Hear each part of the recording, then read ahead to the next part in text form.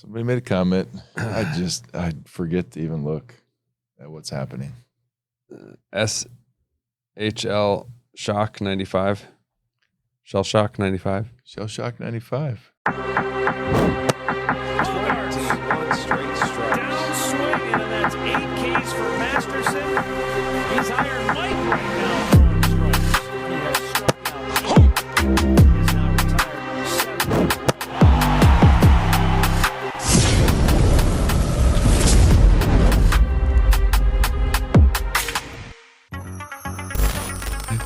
Ladies and gentlemen, welcome to the Justin Masterson Show. Take 2, 3, 4, 5. You don't know, but we know. But it's not just me. I'm your host, Justin Masterson. It's my guy, Mr. Matthew Zappizotti. Hello, hello. Welcome. Good morning. Having fun. Oh, we are having fun. Excitement. Snow's outside. It's cold outside. And yet we're here hanging out. Yeah. It's good times. That's what we do. Started a little late today. My bad. It's okay. You know what happens. Sometimes you get a little bit late. It's not the first one. My morning, not the first one. I wasn't trying to hate on you. Like, it's not the first time you've done it to me. Which is true. I was more getting the fact that even this morning already, I was meeting with somebody and they maybe happened to show up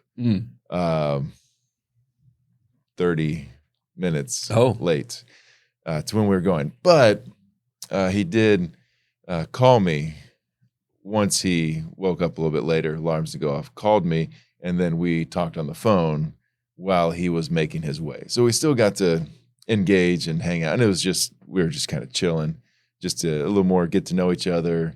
He had some questions, a little bit of mentoring, if you will, in the scheme of it. So that's fun. Well, I'm sorry if I'm you're 0 for 2 today on your friends. That's all right. Some of my other friends just forget to show up sometimes. I've had it before. I asked my wife, not just Meryl, but I'll be like, do other people not put the things on their calendar and it not like show up? Because when someone tells me like, hey, this is what's happening, then it goes onto my calendar and like it is a priority in my life too. Yeah, we talked about this from another friend we won't mention who we thought we had something scheduled last week, and then he was like, "Well, since I didn't hear from you, I added stuff. We're not meeting tomorrow." And me and you were like, "Oh, I thought we were meeting tomorrow." So whatever. Right. And so I get it. Yeah, we personally did talk about this. It's just it's all part of it. Do you have any stories recently about being late to something? I do, but I'm saving that one. That one for next week. All right. So I think that's a good idea. Because I got a different one for this week. All right. Is it time? It's time. It's all part of it, brought to you by the Justin Masterson Show. And so with this one, I have video that oh, wonderful, that I want to show you. Oh no. And so now we're gonna cut to the video and it's gonna play. But we can still talk about it. But so we got video happening because I woke up. Is that your house? That's my house. So, I woke up and go to my office, and then I happened to look out, and something looked odd to me. It's like a beaver went to town on the bottom of your mailbox. It turned out that somebody just rammed right into it and knocked the mailbox straight over. Ramrod. And no note, no nothing. It's just me and the mailbox. And I was like, well, this is not the Saturday morning activities. About to go work out, but I see that. So then I changed. I'm like, all right, let me go out, see what's there. But what this also brings is the fact that God has blessed us with some incredible neighbors, because within about an hour and a half, 2 hours, the puppy's back up. What? Yeah. They super glue that thing together? No. So it just turns out that my neighbors, her husband was kind enough to ram into somebody else's mailbox. Oh. But instead of I think he just damaged the top part where the mail actually goes in. not the wood, but the lady who had it done wanted to have the whole thing replaced. Yeah. And so he's like, all right, cool. Order a new one, but I'd like to have the old post and everything in there. And so sure enough, my neighbor comes out and is like, hey, we've had to deal with this. We actually have a post in our garage if you'd like to use it. So it was kind of like, unpainted a little bit when it comes down to it on some certain parts. Well, what's even crazier is my neighbor was like, oh, I got the paint color. I'll paint it, but I'll probably wait because it's cold. I'll probably wait until like the spring when it warms up a little bit. Yeah. And then a couple hours later, she sends a text like, oh, I painted it. And I'll just repaint it in, the spring if I have to, for that type of stuff. That's hilarious. Wow. But yeah. So if you were out of town that day, you wouldn't have even known. It would have been knocked over and replaced, and you wouldn't have even known it.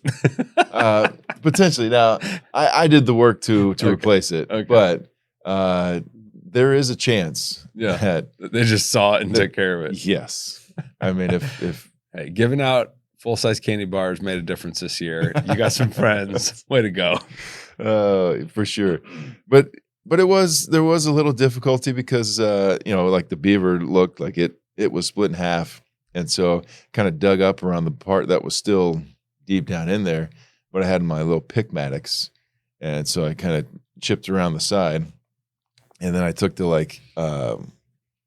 pointier side and like dug it into it. And I used it as kind of like a lever to kind of lift it up out. Because neighbor was like, hey, maybe you need to put some concrete in and then lay this in there to have it stay. Well, then once I pulled that thing out, I was like, I think I can just drop yours straight in there and this will be easy peasy lemon squeezy. And she's like, sure, go ahead and try it. Drop it in, push the dirt around it. Puppy doesn't move. Wow. No concrete. No concrete, no nothing. I might know a friend who had this happen like 3 times in 1 year, and he might have rebuilt his brick mailbox with like reinforced concrete and rebar. I might know somebody. Yeah. It wasn't me. I'd say if that happened often. Yeah. At our old house. Yeah. The whole thing didn't get knocked, but like the edge of it. Just constantly berating your mailbox at the old house. Yeah. Well, because we'd find people's side view mirrors. Yeah. Just hanging out next to. Yeah. Because then the one time you're like, why would you not stop and pick up your mirror? It was like the whole back half of the mirror was sitting there. And it's like, wouldn't you want that to just easily could have just been put right back on there? There would have been no problems. But we didn't have cameras for this one, but we had, cameras at that house. And so you'd see it. You see it, little piece fall off. Then the person would stop. They'd always stop. And then you could like picture them just going, da, na, na, like thinking. And then they just keep on driving. Yeah. Unbelievable. Oh, it's pure craziness. But hey, it's all part of it. You did it. It is all part of it. And I think as we think about all part of it, it kind of does flow into, our topic for the day. Really? Yeah. Thanks for that head nod as I forgot to change my. Well, I'm the one moving the cameras, people. So when they're not on, that's my fault. What are we talking about? Well, today we're on, it is actually Law 10, and it is Law 10 from Frank Viola's, what is his book? Spiritual, what? Oh laws. My goodness. 48 Laws of Spiritual Power. The 48 Laws of Spiritual Power brought to you by Frank Viola. Not sponsored, but if you want to. Yeah, I'll tell you what. I went to Starbucks this morning. What? I was meeting with the person. Oh, okay. I was like, what are you doing? Yeah. Who am I talking to right now? No. Yeah. Come on. No. I went to Starbucks this morning to meet my guy. And my mind got so flustered. Not like flustered and like I was like, oh my goodness, what's going on? But I was just I couldn't remember what I was trying to order. Did you need the espresso in order to order the espresso? So I walk in and I go, I get on my phone, and she's probably thinking I'm like looking at the app or something to like decide what I want to do. And I'm like, what's the name of the Indian tea that I get? I couldn't remember chai tea. Oh yeah. I had in the car, and then I walk up there, and it's got to be on the menu somewhere. It's not. What? You're not the first one, I'm sure. It happens to me, not like all the time, but it happens. Remember to check your oxygen levels. Yeah, maybe. I mean, you're a big guy. It takes a lot of effort to get that blood flowing up there. I mean, you think so, but most of the time, but it happens for a lot. I walk to another room and it goes. Shoot, even when I'm speaking or something, I'll have this idea of what I want to say. Well, I did it the other day. I had this nice thing that I was going to say, but it wasn't in like the script that I had. And then of course I totally forgot. I mean, that of course, happens in the scheme of things, but. Oh yeah. No, I do it all the time. I did a devotion yesterday morning and forgot my ending prayer. And I just said, okay, thanks. Bye. And just like walked off. Whatever. I know. I'm sure we're not the only ones. I'm sure, maybe you guys have it at home. Of course, my pops is always afraid, like his brother, had some Parkinson's tail end of his life. And so my dad is always like waiting for that.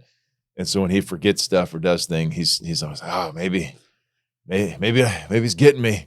And so I'm just like, I do this all the time, Dad. Like, haven't you done this, for most of your life? Doesn't other people do this? Like, just forgetting stuff isn't it? Because I feel like there was times back in the day, like not on purpose, but would forget to like pick up your kid or something. Sure. Like at times, I don't know if I've necessarily done that, because the calendar really helps me get to where I need to be. Typically to the right place, sometimes to the wrong place. But we're saving that for next week. But in all of this, this whole idea of whether people are showing up late, whether they're on time, whether they're doing whatever, in Law 10, it says, refuse to take offense. Refuse to take offense. And I think that's something that's really, really difficult. Of course, Frank is going to take this in a ministry way initially, and then we'll just kind of run and flow and see how it goes. He would say in ministry, people will call you horrible things just because. Like it just happens. Somebody's going to say something behind your back. Somebody's going to not like what you did. Somebody's going to have a differing opinion of whatever it may be compared to what you said or how you're going about it.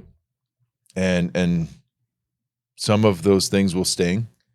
And many times you're going to be tempted to retaliate. But, he says, if you want God to use you in power, you must consistently refuse to take that bait. The bait. Tell me more. Yeah, well, I mean, have you been on social media much? More than usual. Okay. So what that means is compared to the average person, maybe half of their average, but yeah, for me, definitely more than usual. Well, I'm still probably a quarter or less than what you're doing. So. Yeah. But every once in a while, things pop on, and I might go on, Twitter, because that's the only one that's on there, and I have no like thing I'm looking for. Yeah, it is interesting the stuff that it puts on mine.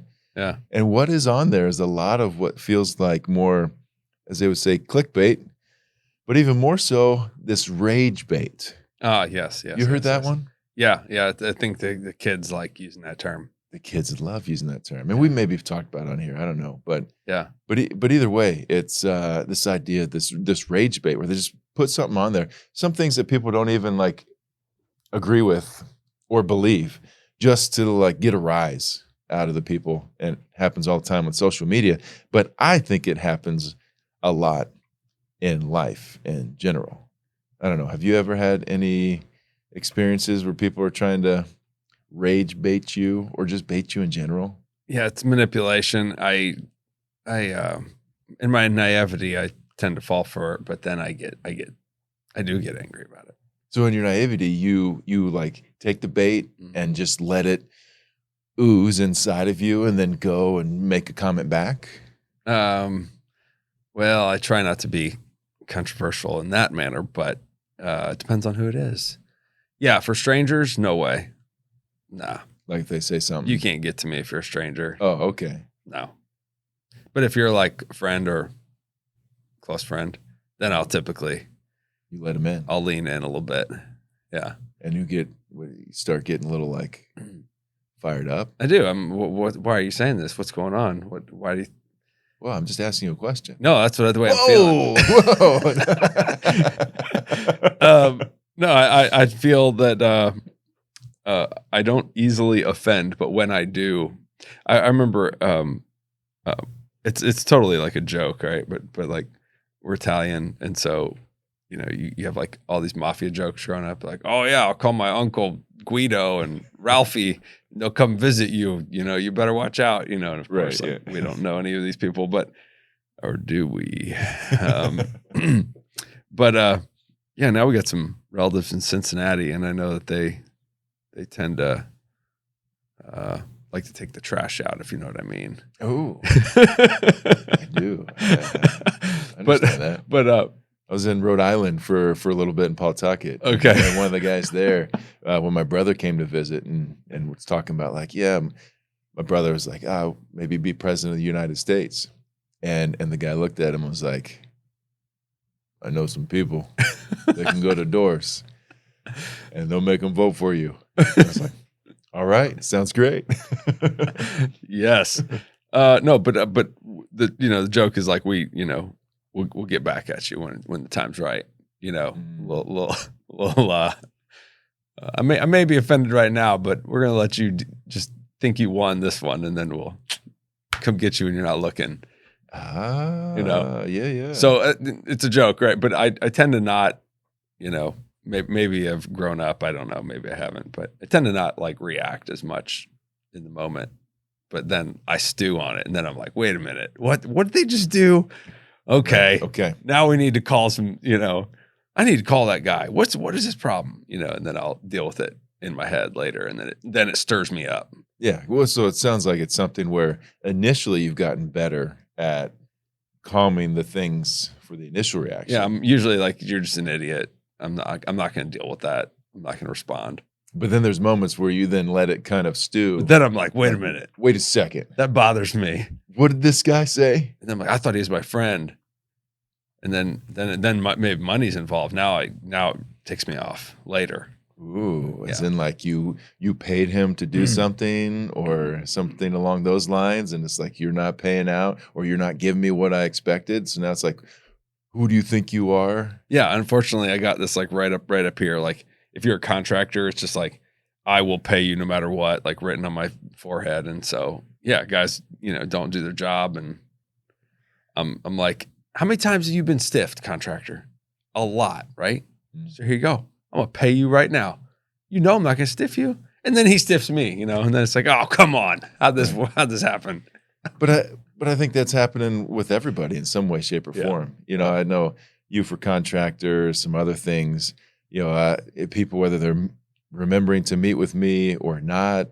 I'm sure, even in our world, like Merrill has helped guide me on the ability to make sure that we say like thank yous, for the things that people have done within your life. We got our boy TC, where it was times where, people wouldn't reach back out to him, or he'd do really good at reaching out to people, and they wouldn't reciprocate, and it'd become like, okay, fine, if that's the way you want to be, then it's about to get real. Like I'm about to put somebody in their place. I'm going to erase you out of my phone book. Right. And so I think that like this topic, we could probably go for a long time. We're not going to. I think we can handle it in just one show. But these next few laws that are coming up too, they all have this very practical bit of how we're doing life and living life, and how like this hits so much. I think we take way too much offense, and I wonder if it's because if we don't, we feel like we're being very weak. Well, and we have pride, and so I put up some sort of wall, and then you've knocked it, and you've offended me. So offense, I am offended because you went on the offense. This is the same word, right? We're talking about the same thing. Yeah. Yeah. Why am I, I had something that in mind and you changed it. And so now I'm offended, but those maybe are easy ones. I mean, you think about like King David in Psalms, he's like, his enemies were real. His enemies were like family, friends, and then they wanted to kill him. Oh, like absolutely. that's very offensive. This isn't like somebody cut you off in traffic or took your place in line and didn't hold the door for you, and the many old things. This is so I've never really been offended on a level of deep resentment, that I can remember. I do have a little bit of a goldfish memory to these things, which I prefer. Yeah, I think that's a good thing. Doesn't bother me to say that, but so actually sometimes like people like you or Emily will remind me, that person offended you in the past. Are you sure? And I'm like, they didn't, they didn't throw spears at me like King David. Well, even with that, we get scripture. It says in one spot, blessed is he who is not offended by me. Jesus is kind of saying that. Oh, and so how is it that we're in the spot that this kicks in whenever God doesn't meet our own expectations? So I guess we did like the personal level, but like think of even the amount of people who have struggles with God in their lives, or the feel that he's not there at certain times. Like how dare you allow that to happen? Or how dare you let them have success and you're not allowing me to have the same success? And so it's like, man, how can we still not be offended of God in that sense? Because we may not use that word like, well, that kind of offends me. But if it was person to person, and like, dude, how is he going to start? And I don't get to start. Or how does he start? And he should be starting. Like that's offensive, man. Does he go? Are we going to get into the story with the vineyard workers? No, he doesn't. He doesn't necessarily go there. Yeah, so that one comes to mind where you had a farmer, a rancher, whatever. He had a crop vineyard, and he hired some people to help him with the harvest. And they started that morning early, and he said, "All right, here I'm going to pay you $100, whatever the fee is." And they agreed to it, and they worked their tail off. And then about lunchtime, he goes into town and he says, "We need some more workers. I'm gonna go get some more." And so he goes into town and grabs a few more, and they said they'd come work. So he, drives his pickup truck back, and he says, "I'll pay you $100 for working the rest of the day." And they said, "Great." So they start working, and then a little bit later, even more guys come towards the evening before they needed a final push. And he's like, "I'm gonna pay you $100 to finish it out." And then the first guys catch wind of all this, and they're pretty offended that they would work 10, 12-hour days. And these guys who roll in and work 6 or 4-hour or 2-hour days, and you're going to pay them the same amount. Right. And that's I know an analogy, and there's some like theology there, but just that idea of like, he was satisfied in the beginning of the day with the $100 or whatever the amount was. And then now he's super offended, really, really offended that his boss, like, maybe I'm going to quit. Maybe I'm never going to come back work for you, that you would do this to me. And like, really what changed was nothing affected his work. He actually got help. You'd think maybe his workload might've been even easier. I don't know. You would think, like, yeah, it might be less work for him to do, but it was all about the timing. But let's say the story of the prodigal son. It comes in where the son goes off, gets his inheritance, goes parties, has a heyday of a time. Of course, loses it all in the midst of partying. And when he comes back, father's like, "Hey, it's my son. He's back." And the son, the older son who's been there the whole time is just offended. He's like, how dare you go and do this? And of course, then as we're thinking about taking offense to things and looking at like, okay, let's turn the page and see what's a little bit different. And the father looks at him and goes, "But you had all these things. Like, you've had access to all this. Like, the son's like, you never had a feast for me. You want a feast? We could have had a feast. You didn't ask for a feast. We're celebrating that your brother's back. And all these different things that come in. And he's like just so offended that the father would go show love to someone who's like, they don't even love you. Like, to Emily and I tell her, like, are you sure you want to work with them? Like, don't you realize what they've done? So to your point, you're able to go like, oh no, like, it should be fine. Whether they've changed or not, we'll see. But I'm going to give them another chance. Yeah. And maybe it wasn't personal in that first bit. So like, the ultimate thing here is just, how can the servant of God be unoffendable? And I think, I don't know if you remember this one, but we were in the locker room at Bethel, and there's like some tennis balls in there, and guys were just kind of tossing them back and forth, probably trying to hit some dudes in the places that inappropriate areas. Yeah. In those spots where it has a little extra pain. And I just remember that Marcel, big old Venezuelan dude, like, I think he just got like hit by one of the balls, and he goes over and he picks up the ball, and it's like from me to you right here, which is not that far across the table. And he tries to throw that ball, and I know it's a tennis ball, but as hard as he can at the face of whoever just threw it. And we're all just like, dude, Marcel, take it easy, brother. But he was so like, and again, like, whether we'd use the word offended, like, he was so offended, like, it just ticked him off so much that I'm going to take this ball and just throw as hard as I can. And I think that's what many of us do.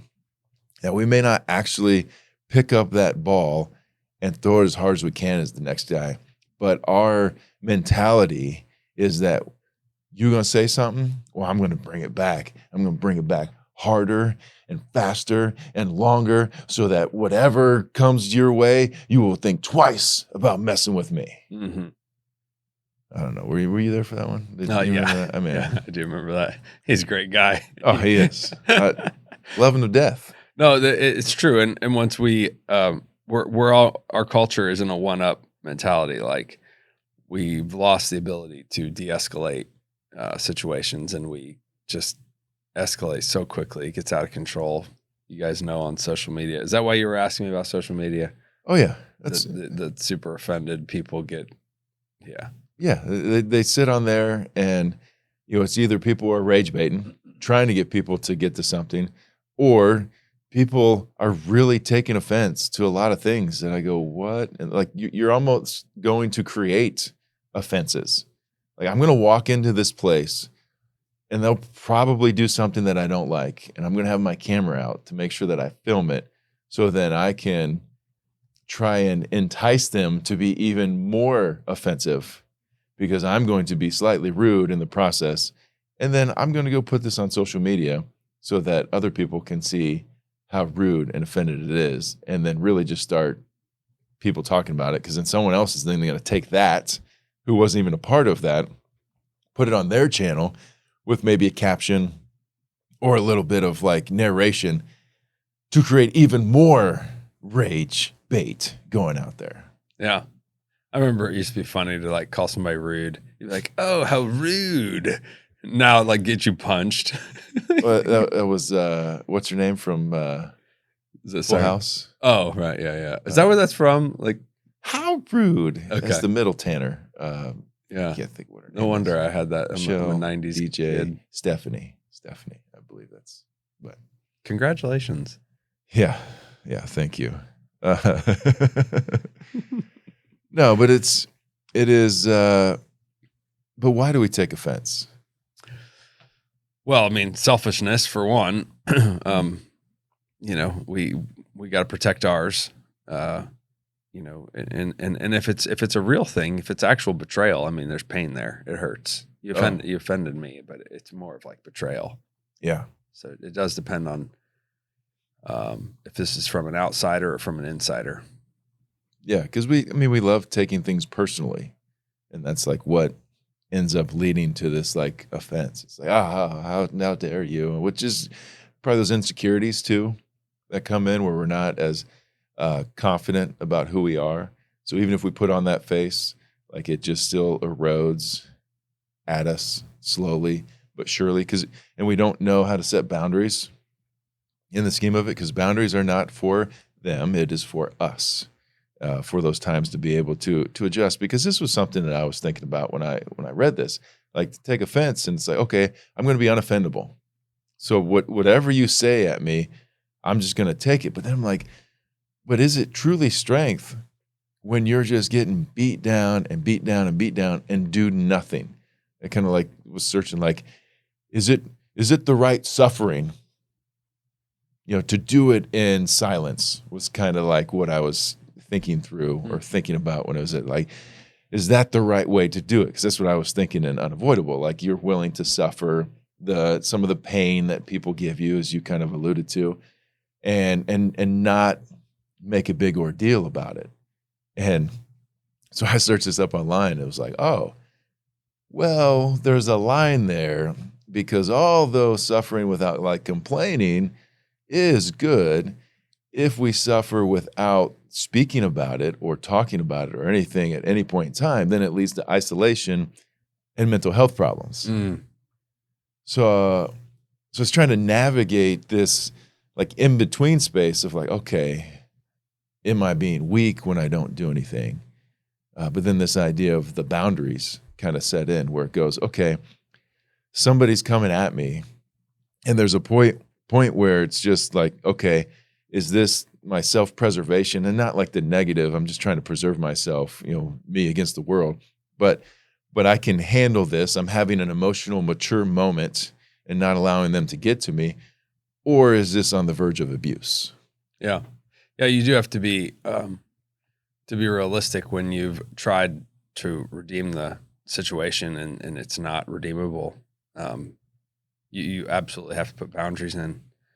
You have to separate yourself in a healthy way, and the other person's probably not going to understand that, and they're going to be offended by your defense, right? Boundaries, but that you can't reconcile with one party. So, yeah. So when we get to the point that we're able to be unoffendable, it is something that I've told my athletes. Like, this is what I've told all of my athletes, because you're out on the court, and I'll tell you, I wasn't necessarily always that guy, but you got people trying, maybe basketball trying to pinch you or push you. Elbows. Yeah, elbows trying and entice you to do something out of character that would then what? Because you're like, oh, how dare you do that? Whether that's you yelling, screaming, getting up somebody's face. I mean, the other day we were watching basketball and a guy got a technical. Now, what was he doing? Trying to defend himself. But if it was a closer game, and it was a decently close game at the time, like, now you just got a technical because what? You're not backing down? And all of a sudden it's like, that's the style of what it is to not back down. It's like, but how do you be unoffendable? Let them do that. And when they don't get the response that they want or that they're hoping to get out of you, then what are they going to do? Nothing. Like, they'll try something else in order to entice it. But then when that doesn't work because you're unoffendable, then they have nowhere else to go. And so it's like, got you. And then I think in sports too, if like you just go compete and you do your thing, whether it's, in baseball, you're on the mound, you let it eat. But thinking about it in life, people are trying to throw some things out there, and what can you do? I mean, I think that's kind of, if we are unoffendable, this is what it means to you. This is why I think it matters, Mr. Matthews Appisotti. Do you want to know why it matters? I really do. Because one, there's a few things that it shows about you. It shows that you have emotional maturity. That's it, man. Yeah. And we talk about maturity all the time, be able to still act like ourselves, to be able to return to joy, keep relationships bigger than the problems, and endure hardship well. So this is a hardship that would be coming our way, and to do it well and still act like ourselves, that shows emotional maturity. And so we're able to, as someone else kind of put it, protect our peace. Have you ever heard that phrase before? Yeah, that's that defense we were talking about. Yeah, so we're able to protect our peace, which is our peace is Jesus Christ within us. But then it also shows that you have great self-control, which is something we're looking for. Like this is why it matters to be unoffendable, is what I'm trying to get at for you guys. It shows resilience, that you're able to take whatever comes your way and still act like your normal self in the midst of it. It shows that you have perspective, that you can, maybe that person is going through something. Maybe there's something going on in their life.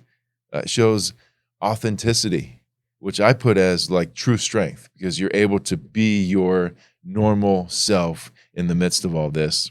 And then finally, for my little list of things I put together, there's countless other things, but this is my little list that I put together, is compassionate, which in my world of the emotional type of learning standards, it means you're not in enemy mode. Because so often, we've talked before, you don't like it, you take offense, goes into enemy mode, relational circuits are turned off, and now you have zero empathy or compassion for the person who's sitting across from you. But if you stay above the situation, not offended, you can actually look at it as, I feel sorry for them in a way. I'm compassionate towards them. Not sorry as in get away from me, but as in, man, I wish I could help this person. Yeah. In the situation and dig in until you can't. Exactly. And it doesn't mean you have to save everybody. Yeah. But what it gives you is, as I said, perspective. And so if we're people who are looking to be emotionally mature, have self-control, show resilience, perspective, authenticity, and compassion, well, which I think we are, well, then we need to learn to be unoffendable. And so you've already talked about a little bit of how to be unoffendable. I think it was Penelope Cruz, the actress, who said at one point in time, saw a video pop up somewhere, and I don't know if I'll be able to find it. Maybe I can insert it and have her say it again. But she was talking about the idea that when people are saying things to you or whatever, and I took it as this way, if we're trying to be unoffendable, act like they're speaking another language. Because if you don't know Spanish and I am calling you the worst of all things in Spanish, whether I say it with a smile or with disgust, I can be like, well, looks like you might not be happy, but I have no clue what you're saying. So, hey, thank you very much, right? You don't take it the same way. And so her premise was, like, why don't you act like someone speaking a different language that you don't understand when it comes to those type of things, which allows us to be unoffendable, because then we're just like, oh, I don't even know what you're saying. And so how can we, I say, how can we do that? I say, we need to do that when, if you had words to say to me that you meant harm for, that I'm like, oh, cool. I don't give it any value. I don't let it sift in there, because even if you meant it for harm, because I think it's a lot of times we take it and the person across the way didn't mean it for harm. Like, we read into things a lot. Yeah. Right. Which is another way that we can handle this, is to give the benefit of the doubt. Like, that's kind of, I think, the way that I'm moving in this. I'm going to give you the benefit of the doubt that you weren't trying to offend me, in the scheme of it, which I think, as you just said, we do the reverse. We're going to listen and be like, I think they did that on purpose because they're trying to get me. And we want to, we just want, I don't know what it is in us. There's probably more into us that we just want to be offended and want to be offendable, which is why I think this is such a great message that we need to sift through and think about. What type of people do we want to be? Someone that someone wants to be around and love to encourage, and someone who is just an enjoyable person. I mean, ultimately, that's what it comes down to in my book of things. And so how can we take a moment? And I got like 5 things that I put down. So maybe you can think about, something that, the way to handle it, which you gave a little bit, but I'm going to say 5 things and then give you a response of what you hear from these. Okay? Bring it. All right. So first one is the simple of this. Like, you just pause and reflect. You take a moment and you go, oh, let me process that emotion that's coming in and not react. Like, so So again, as all the things that we talk about, our goal is to not be unemotional. We're never trying to get rid of the emotions per se. We're not letting the emotions take us or get in control of what we're trying to do. So therefore, I'm going to like, oh, I feel this. Well, that really made me angry. Why am I so angry about this? So I'm not mad that I felt angry. I'm going like, no, I don't want this to take me someplace that I don't want to go to. And so then we can take the next, which is how do we consider the other person's perspective of like, oh, so they're angry and upset about something. I wonder what it is. So we're able to pause, reflect again, kind of those two together, but also go, well, I guess I could understand why that would fire them up so much. Now, in my mind, I go, I don't think they should have still responded in that way, but that is a part of what it is. And so then we can just assume, we already talked about it a little bit, but just assume the good. Or I'll kind of do like a duel with that. Assume the good / they're probably struggling with something, which I like to think of that one when it's like, okay, they probably didn't mean it that way, but I bet they're going through something right now, which we've talked about many times, whether you hit the cash register or other things, and people are just like getting at you and you're like, what did I do to them? Like that's the response that comes out. It's like, well, maybe you did nothing. Maybe there's something going on in that head of theirs that we have no clue about. And then we have the ability to respond with kindness. Like if our first response is to be kind in return, like that really, again, not every situation can have that be the factor, but if we can respond with kindness, then that keeps us what? Out of enemy mode. And we know that they're probably in enemy mode. And one of the ways that we can open up the relational circuits is for them to try and put some joy into their life, which is what kindness is. And then finally for us is how can we just reframe this as kind of a life lesson for us, kind of a learning point, which, I'll do when I see someone else do something, and you probably do too, or, anyone who's listening, they're like, oh, someone else's life. I can go, well, let's just see that interaction. And, they were just trying to do this. It's a great learning lesson for you as you move on. And then it happens to us and we're like, oh, I can't believe they do that to us. And we get offended. And so to be able to reframe that, like, oh, and I think for us, we'd say, like, what is God telling me? And what am I going to do about it? Like, am I trying to learn something in the midst of what's going on here, which really happens. Yeah, that's pretty cool. Yeah, I think a lot for you there. No, it's good. The bait really is from Satan. I think there's a book about that, which I don't necessarily promote or not promote, but there is this idea that it's constantly around the corner, and why we are so offendable. That is a good question, Justin. My only thing I'd add, I mean, you had great points, is I write about this in our Fight Club group, and I will not die on this hill, but people need to hear it. It's can you put down the need to be correct, the need to be right. Yeah. And I know that there are times, especially if this is a person you're going to interact with, a family member or a future friend, like you're not going to leave this person.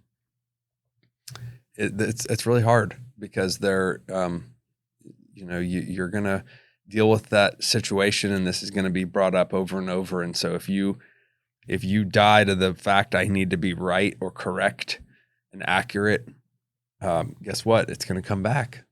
You'll hear about it later. And so that's difficult. But in some cases, you just have to think, do I need to correct this person? Do those little facts actually matter in the big picture? Do I need to keep the relationship, as you say, bigger than the problem? And in these cases, bigger than the facts, because we're arguing or we're offended over things that that don't matter in the end. And so I'm just going to put those down. And so that, yeah, it's hard to do, but I think it's possible. And I think we can die to being correct, and you actually don't die. You actually get free from it. So yeah, I think there is a lot of freedom that comes with that. So as we're getting to it, I want you guys to think. I mean, we're thinking about it right now, and maybe you are thinking about it, but I want you to think through, as we just had a little bit of holidays, we got some more holidays coming up. We're spending time with family. We're spending time with friends. Are you taking offense to a lot of the things? Are you preparing to go somewhere and don't even want to go because you're like, oh, she's going to say this and she's going to say that? And again, there's a part where you put up healthy boundaries, and there's moments where you say, whoa, did you mean to be rude to me right there? Because if so, that's not the way we do things. So I'm just going to not be a part of this. And there's perfect times to kind of walk away. But what I want us to think about is our identity. You're a part of this group. You're part of me and Matt and the rest of this club, whether you've been a part of Fight Club, whether you just watch the show and you hang out, or you've been in our lives in some way, shape, or form, even if we've never really met. Like, we want to be people who have emotional maturity, who show self-control, resilience, they have perspective, authenticity, and compassion. And so I want you and I and Matt to think through all those things and going like, is that a part of who I am? And if not, how can I continue to implement some things to be unoffendable so that can be a part of who I am? It's a great challenge. Let's go do it.